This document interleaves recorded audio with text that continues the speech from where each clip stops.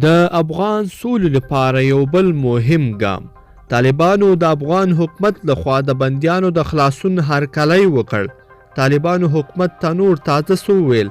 بین الافغاني خبرې کله شروع کیږي؟ ویډیو تر پایه را سره وګورئ او چینل در سره ضرور سبسکرایب کړئ. درنو لیدونکو السلام علیکم. طالبان وایي د بندیانو د خلاصون لړۍ باید نور هم چټکه شي.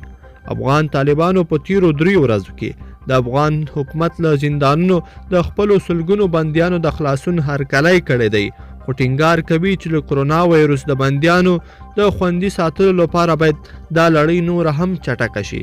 په قطر کې د طالبانو د سیاسي دفتر ویان سهیل شاهین پر خپل ټویټر پاڼه لیکلي چې تیرو 3 ورځو کې د دوی 300 بندیان خوشي شوي، خو وایي چې دا جریان کفایت نه کوي.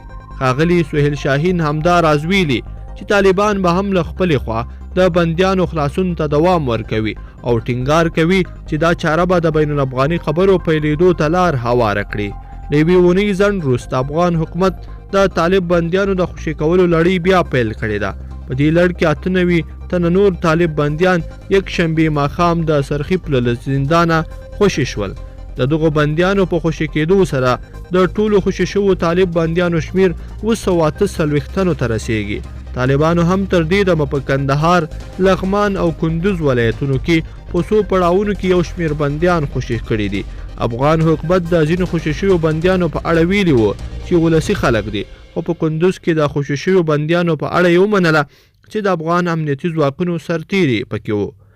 بل لور ته افغان حکومت له طالبانو غوښتي چې د کرونا وایرس د لا خپرېدو د مخنیوي او پر دې وایرس اخته کسانو ته د مرستو رسولو لپاره د بشر دوستانه اوربند ومني. دا څرګندونې د ولسمشرۍ ویان صدیق صدیقي د دوشنبې په ورځ د غوایب په 15 نیټه په کابل کې په یو خبري غونډه کې وکړي. خو طالبان وایي امریکا او افغان حکومت د سولې په وړاندې خنډونه جوړوي. دې ډلې وړاندې هم د اوربند په اړه د افغان حکومت غوښتنه رد کړې ده. درنو لیدونکو په دې هیله چې دغه ویډیو به مو راسره تر پایه پورې کتلی وي او خوښه شوې به مو وي. ویډیو در سره لایک کړئ او چینل در سره ضرور سبسکرایب کړئ.